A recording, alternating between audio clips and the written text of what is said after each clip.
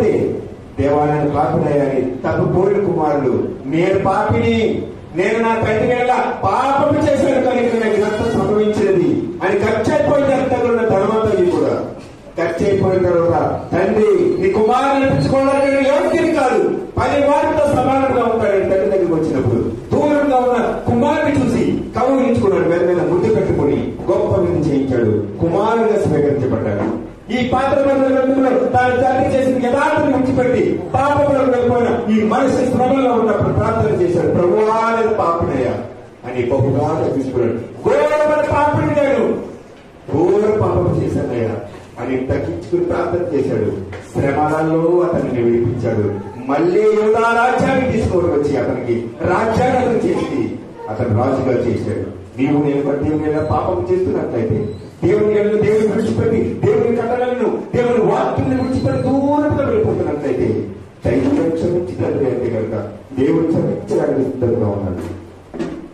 ఘోరమైన పాపి నేను దూరంగా పారిపోగా,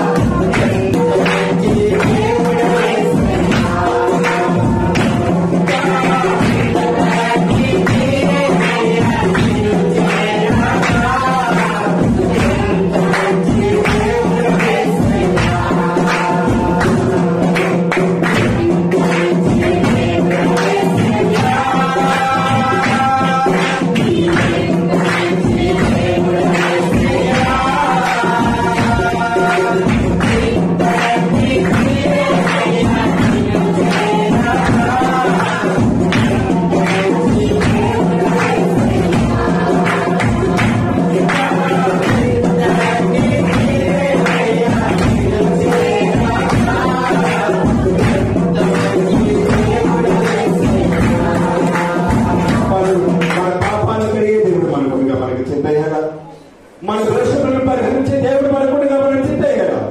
మన పాప గురించి దేవుడు తీసినట్లయితే దేవుడు మనకు క్షమిస్తాడు. దేవుడు తన కుమారుగా స్నేహించడానికి సిద్ధంగా ఉన్నాడు. ఈ వాక్యంలో దేవుడు మన హృదయంలో పాత్రముగా ఉంచబడును గాక. ఆమేన్.